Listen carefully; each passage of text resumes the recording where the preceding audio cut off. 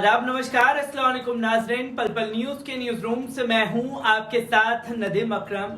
अब जो खबर मैं आप लोगों के साथ साझा करने जा रहा हूं वो गोदी मीडिया को आईना दिखाने वाली खबर है, क्योंकि ये खबर को आप लोगों को इतना फैलाना है कि गोदी मीडिया 6 साल पहले जिन्हें आतंकी घोषित करने पर तुला हुआ था, जिनके संबंध ये आईएसआईएस से जोड़ करके निकाल करके खबरों को दिखाने के लिए मजबूर था, जिनके तार खासतौर पर जाकिर नायक से जोड़ करके दिखाए गए, उसकी तस्वीर आज लोगों के सामने आ चुकी है। और ये वही एनआईए है जो 6 साल पहले अर्शी कुरैशी को आतंकी घोषित कर देने पर तुला हुआ था, और किस तरीके से अर्शी कुरैशी को आतंकी गोदी मीडिया के चैनलों ने कहकर के बताया, उसकी तस्वीर आज देश की जनता के सामने है। और ये खबर ऐसे समय में सामने आई है जब एनआईए की कार्रवाई पर बार बार सवाल खड़े हो रहे हैं, क्योंकि एनआईए ने किस तरीके से छापेमारी पॉपुलर फ्रंट ऑफ इंडिया के तमाम कैडरों के ऊपर की और उसके बाद उनकी गिरफ्तारी दिखाई गई। और गोदी मीडिया का वही सेम पैटर्न इसमें भी अपनाया गया, जहां तमाम लोगों की गिरफ्तारी को संदिग्ध आतंकी कहते हुए नहीं दिखाया गया। जिसकी तस्वीर लोगों के सामने आई तो हर कोई गोदी मीडिया के इस चेहरे को लेकर के सवाल खड़े करने लगा। और अर्शी कुरैशी की खबर भी ऐसे समय में सामने आई है जब यही गोदी मीडिया 6 साल पहले इन्हें आतंकी घोषित कर देने पर तुला था, और आज अदालत ने उन्हें बाइज्जत बरी कर दिया है।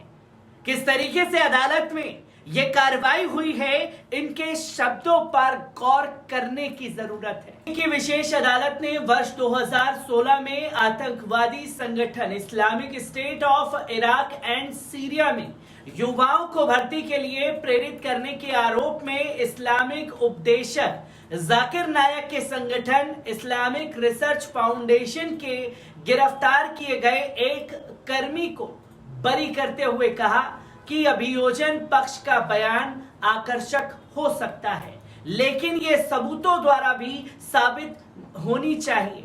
विशेष एनआईए अदालत के न्यायाधीश एएम पाटिल ने अब प्रतिबंधित आईआरएफ के लिए काम करने वाले अर्शी कुरैशी को सबूतों के अभाव में शुक्रवार को सभी आरोपों से बरी कर दिया। इस फैसले की विस्तृत प्रति शनिवार को उपलब्ध हुई। कुरैशी को वर्ष 2016 में आईएसआईएस के कथित सदस्य अशफक मजीद के पिता की शिकायत पर गिरफ्तार किया गया था। शिकायत में पिता ने कहा कि उनका बेटा लापता है और उसने अपनी बहन को सूचित किया है कि वे आतंकवादी संगठन में शामिल हो गया है। एनआईए ने कुरैशी पर कथित गैर कानूनी गतिविधियों में शामिल होने का आरोप लगाते हुए उसे गैर कानूनी गतिविधि निवारण अधिनियम यूएपीए की धाराओं के तहत आरोपी बनाया गया था। एजेंसी ने अर्शी कुरैशी पर भारत के खिलाफ नफरत फैलाने और प्रतिबंधित संगठन आईएसआईएस की गतिविधियों को बढ़ाने में मदद करने का आरोप लगाया था। विशेष लोक अभियोजक सुनील गुंसाल्वेज ने कहा कि केरल के कुछ कट्टरपंथी युवाओं और आईआरएफ सदस्यों द्वारा अशफाक मजीद और उसके सहयोगियों को कट्टरपंथी जिहादी विचारधारा में शामिल करने का यह मामला है, जिन्होंने अशफाक और उसके सहयोगियों को आईएसआईएस में शामिल होने के लिए प्रेरित किया था। उन्होंने कहा कि अन्य आरोपी अब्दुल राशिद अब्दुल्ला लापता युवकों के समूह के लिए अशफाक के घर पर कक्षाएं चलाता था। विशेष लोक अभियोजक ने अदालत को बताया कि युवक चर्चा करते थे कि भारत वे जमीन नहीं है जहां पर शरिया कानून लागू हो। वे चर्चा करते थे कि अच्छे मुस्लिम और धर्म के बेहतरीन अनुयायी होने के नाते उन्हें ऐसी जमीन पर रहना चाहिए जहां पर शरिया कानून लागू है। अभियोजन पक्ष ने कहा कि अब्दुल्ला आईएसआईएस से जुड़े लोगों के संपर्क में था और डार्क नेट ब्राउजर का इस्तेमाल उनसे संवाद के लिए करता था। हालांकि कुरैशी के वकील TW पठान और IA खान ने दावा किया कि NIA की प्राथमिकी मनगढ़ंत और देर से दर्ज की गई है और इस मामले की जांच पहले ही 2 थाने यानी कि केरल की कर रही थी। अभियोजन पक्ष ने मामले में 57 गवाहों से पूछताछ की, जिसमें लापता युवक के परिवार के सदस्य भी शामिल हैं। हालांकि गवाहों और अशफाक के पिता ने अभियोजन के दावे का समर्थन किया।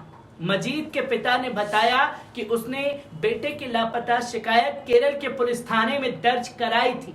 हालांकि मुंबई स्थित नागपाड़ा पुलिस थाने में पुलिस ने शिकायत दर्ज की और उनसे हस्ताक्षर करने को कहा। NIA ने नागपाड़ा पुलिस थाने में दर्ज मामले के आधार पर FIR दर्ज कर ली थी। अदालत ने मामले पर फैसला देते हुए कहा, केवल दावा ही सबूत का स्थान नहीं ले सकता। अभियोजन का तर्क और कहानी आकर्षक हो सकती है, लेकिन इसे सबूतों के आधार पर साबित होना चाहिए। सबूतों के अभाव में यह नहीं कहा जा सकता कि अभियोजन पक्ष मामले को साबित करने में सफल रहे हैं। अदालत ने कहा कि सबसे अहम है कि अशफाक के पिता, मां और भाई गवाही में गैर कानूनी गतिविधि और कुरैशी को आतंकवादी संगठन से समर्थन को लेकर चुप हैं। अदालत ने कहा कि अशफाक द्वारा भाई, जो इस मामले में गवाह है, उसको ISIS से रहने से संबंधित दी गई जानकारी इस मामले के गवाह की गवाही पर गंभीर आशंका पैदा करते हैं, क्योंकि उसके मोबाइल फोन में NIA द्वारा जब्त नहीं किया गया था, जिसकी तस्वीरें लोगों के सामने आई हैं।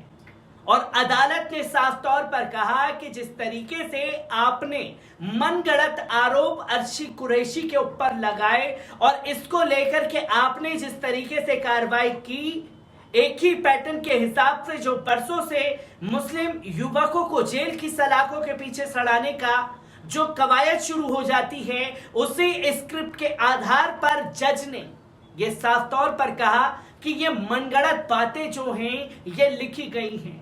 आपने तमाम दलीलें रखी हैं, तमाम दावे किए हैं, पर दावे सबूत नहीं हो सकते।